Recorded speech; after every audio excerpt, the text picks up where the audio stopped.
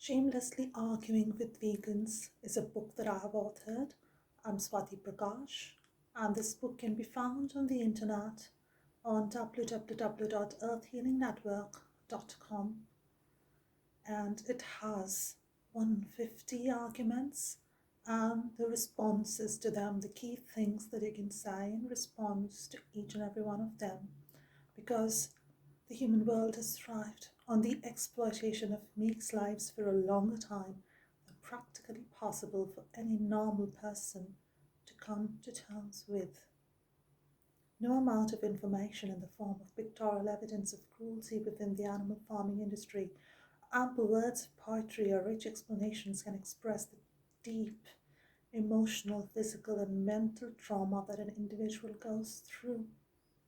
Yes, these are huge crimes and they should ideally be banned in a normal civilization. And the fact that they continue to happen unchecked is a very big hint in the Matrix. To begin with, I'll take a card reading from the Gita. The Gita is a book which has the words of a famous master, Krishna, a spiritual expert leader, and a beautiful person who enlightened the world with wisdom. Here it is. Spark of splendor.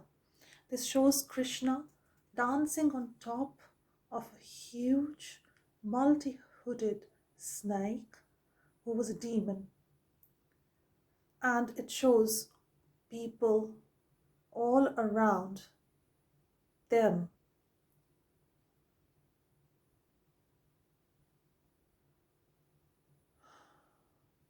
praying to Krishna. Behind him, cattle are playing in the fields along with humans. They're enjoying themselves, they're rolling in laughter. Krishna was a savior of cows and cattle. It's wrongly presented in media that he was a consumer of animal products or dairy, whereas he was actually someone who liberated them, set them free, and who broke the pots of animal products. Know that all beautiful, glorious, and mighty creations spring from but a spark of my splendor. With the capital M, my doesn't mean the ego, it means the higher self. The higher self is common to all of us. So imagine that all of us in the world are distinct individuals with our own boundaries, our own bodies, our own mind, our own boundaries placed firmly to depict our individualities, our sense of self. But in the higher self, we are all one. The higher being unites all of us as one at the highest level. And that is who Krishna really said he is. That's our true self. That's who I really am. That's who you really are. The higher self. That's who all these animals really are. We are all one there. In truth, that is the truth. Our divisions as individuals is Maya, is this world. And that separates our consciousness. But as we start reuniting with the higher self, we are more natural, more normal as people. And then we realize how beautiful the world truly is, the real world, the higher world of truth. Now, taking a page, a reading from this book now.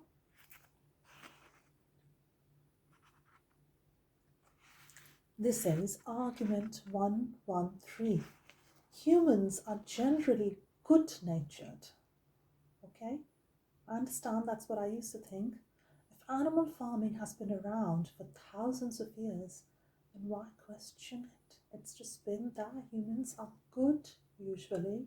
So it must have been something good that was devised to help us as a society? Well, most people around seem good-natured, don't they? We see people around all the time, so polite. I live in Britain, possibly the politest people in the world to live here, famous for their British manners, and even eco-friendly. I think 100 times before buying a plastic bag. Yes, but the animal farming system is nothing short of being a devil. It's not humane. They behead animals. Do you think, given a knife and a plate, you will want to behead a dog, a pig, a bird, and feel hungry for its body under any circumstance? Are you really bloodthirsty?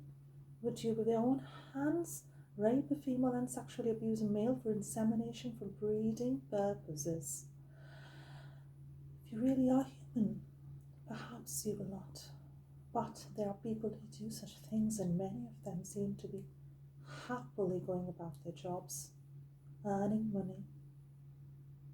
They want to hurt and harm, cause pain, and they are mentally ill, they are psychopathic, they're beyond reason, beyond empathy most of the time, but they call themselves civilized because they are nice to each other superficially.